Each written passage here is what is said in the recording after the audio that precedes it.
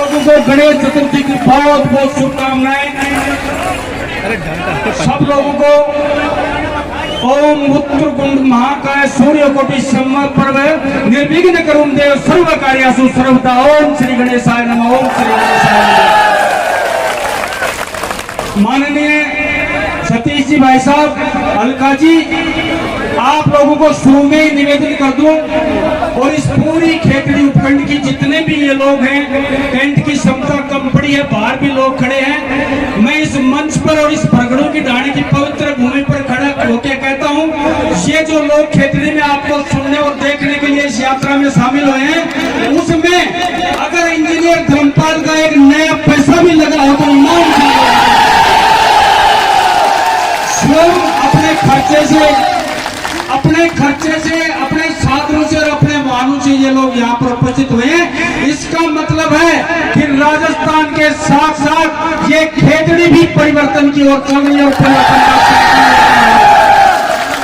इस उपस्थित जन समुदाय, बुजुर्गों के इन आशीर्वाद के दम पे, नौजवानों की इन ऊर्जा के दम पे और माताओं और बहनों के इन अभिनंदन के दम पे इतना कह सकता हूँ। अभी हम पूरे राजस्थान का तो पता नहीं है, लेकिन खेतड़ी की सीट पूरी शेखावाटी में सबसे ज्यादा लोगों से जीतने की कोशिश करेंगे। ये आप लोगों से वादा करना चाहते हैं। और जाते हम कोई अकेले इंजीनियर धर्मपाल नहीं कर रहा, उस वादे के अंदर सहयोग है इन बुजुर्गों के आशीर्वाद का, और शक्ति है इन नौजवानों की, और आशीर्वाद है इन माताओं और बहनों का। इन सबके दम पे हम कांग्रेस को यहाँ से उखाड़ के फेंकेंगे और आपको विधानसभा में कमल खिला के दिखाएंगे। ये निवेदन आप लोगों से करना चाहता हूँ।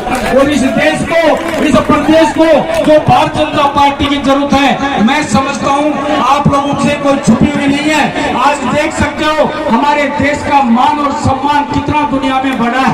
हमारा देश जो एक गरीब देश कहलाता था, आज चांद की यात्रा कर रहा है, तो वो भारतीय जनता पार्टी और नरेंद्र मोदी की वजह से कर रहा है।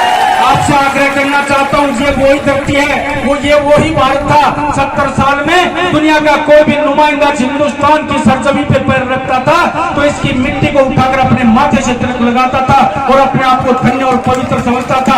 लेकिन 60 साल के इस कांग्रेस के राज ने बना दिया घोटालों का, दलालों का, कांडों का, और आपको समस्याओं का देश बना के छोड़ दिया। लेकिन पिछले 9 साल, 9.5 साल में माँ भारती के उस लाल ने इस देश को ही तो क्या आसमान के छिद्र में चमकता हुआ सितारा बना दिया उस भारत को, जिससे पूरी दुनिया, पूरा देश रोशनी में बैठा है। मैं आवेदन करना, निवेदन करना चाहता हूँ। हमारे 4 सभाएं और बताते हैं, और श्रवण जी पगड़ी जो संयोजक हैं, और सीआर जी चौधरी साहब जो संयोजक है इस यात्रा के, वो रास्ते में नाराज हो रहे थे कि आप तो नाचते गाते जा रहे हो।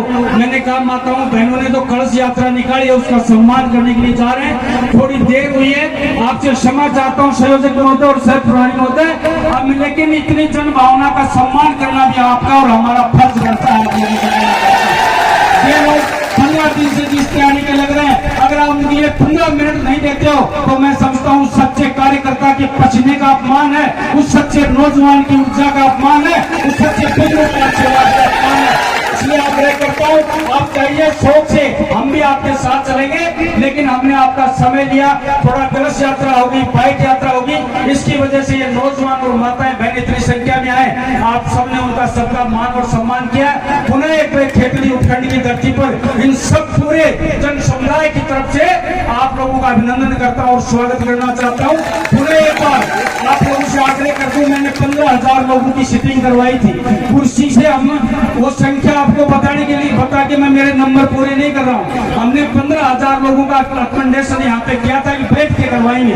पूरे राजस्थान में हो सकता है कुर्सी पे सभा हो रही होगी, लेकिन हमारे ये नौजवान और ये बुजुर्ग कुर्सी पे बैठ के सभा नहीं करेंगे, कुर्सी के लिए सभा करेंगे।